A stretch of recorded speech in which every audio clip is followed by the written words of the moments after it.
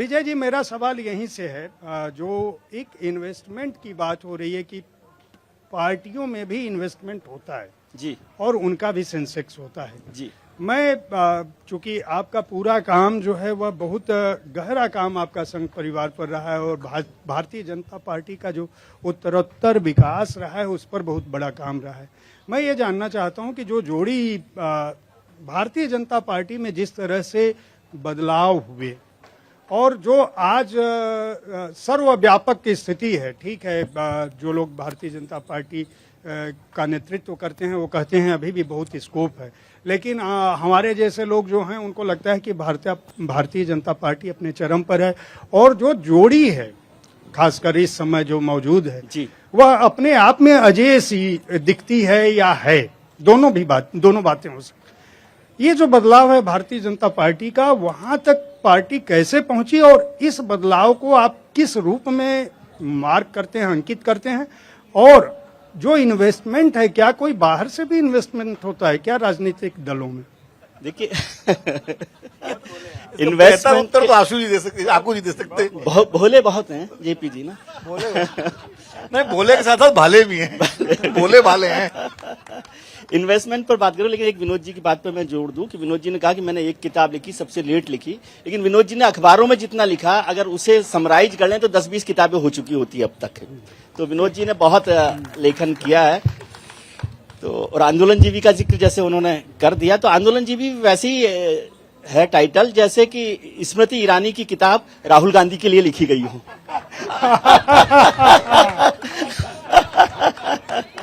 जो बात मैं नहीं कह सकता था, चूंकि अनंत जी मेरे अनंत जी हरि की तरह से, हरि अनंत, हरि कथा अनंत है ना, तो अनंत जी की कथा बहुत अनंत है। साथ में विजय भी है।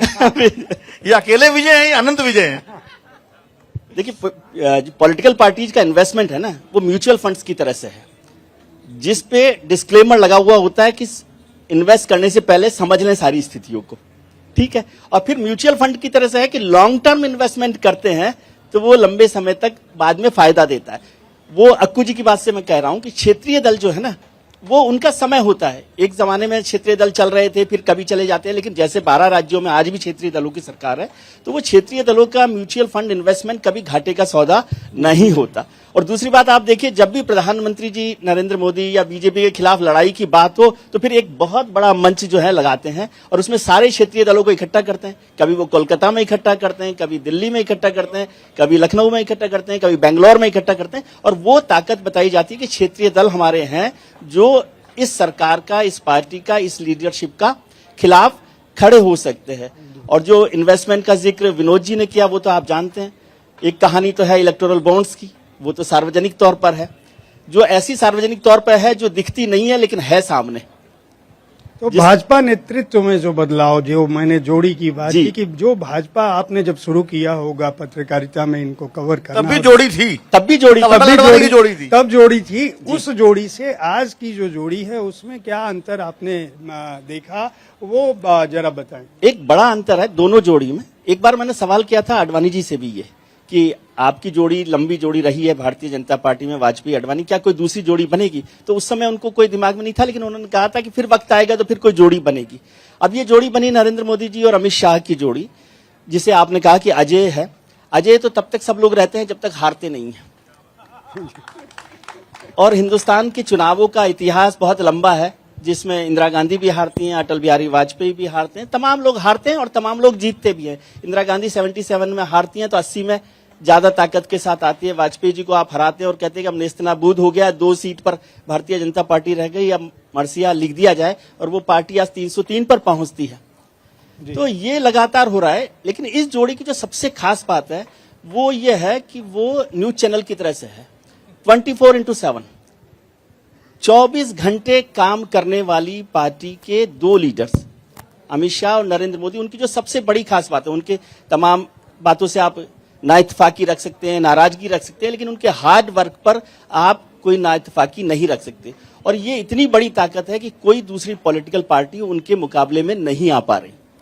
तो ये एक बहुत बड़ी बात है जिसके लिए काम करते हैं। मैंने अमित शाह को काम करते देखा है, नरेंद्र मोदी जी को काम करते देखा है। दोनों लोग 24 घंटे काम करते हैं और दोनों के दोनों लोग इलेक्टोरल मोड में, इलेक्शन मोड में रहते हैं हमेशा। लगता है कि इलेक्शन ही लड़ रहे हैं। 2014 का इलेक्शन जो बड़ी मुश्किल से इतना बड़ी जीत के साथ आया था, उसके अगले दिन अमित शाह जो है दूसरे राज्यों के विधानसभा चुनावों की तैयारी में लग गए थे। तो इसलिए उनसे लड़ने के लिए मैं ये कहता हूं कि लड़ाई का तरीका क्या होता है। यदि जब रामायण काल था तो वहां पे धनुष और तीर और सब कुछ चल रहे थे, घोड़े हाथी थे। अब वही घोड़े हाथी जिससे राम ने जीता होगा रावण को, लंका का युद्ध, क्या आज उसको लेकर चल सकते हैं? आज मिसाइल का जमाना है, जेट्स का जमाना है, फाइटर प्लेन का जमाना है। तो पॉलिटिकल पार्टी अभी रामायण काल में चल रही है, दूसरी पॉलिटिकल पार्टी। तो आपकी और वो अगली- भारतीय जनता पार्टी जो है वो अपने मिसाइल को लेकर लगातार चल रही है, और वो मिसाइल भी बदलती रहती है। कहीं पर 200 किलोमीटर की चाहिए उसको मार की, कहीं पर 500 की चाहिए, कभी चेन्नई के लिए चाहिए तो कभी लखनऊ के लिए चाहिए। तो वो अलग अलग मार्क की मिसाइल वो बनाते रहते हैं और उससे अपने निशाने बनाते रहते हैं। तो आपकी अगली किताब क्या इनकी मारक क्षमताओं पे होगी और मिसाइलों पे? मारक क्षमताएं तो चुनाव के नतीजों से अपने आप आती रहती है, और किताब तो जो हम लोग देख रहे हैं उसको जिस तरह से देख पाते हैं उस पर कर रहे हैं। और वो जो है लीडरशिप का, वो भी वैसी की वैसी कहानी है जैसी अनंत जी ने कही कि स्मृति ईरानी की जीत में राहुल गांधी की हार बहुत महत्वपूर्ण है, और यही नरेंद्र मोदी और अमित शाह की जीत में है कि जो 2011, 12, 13, 14 में जो हुआ मनमोहन सिंह सरकार के साथ और यूपीए की सरकार के साथ, उसके खिलाफ एक इतना बड़ा माहौल बना कि आज 10 साल बाद भी वहां पर लौटने के लिए जो हमारा वोटर है वो पूरी तरह से तैयार नहीं दिखाई देता, और उसको एनकैश जो मौजूदा लीडरशिप है वो कर रही है।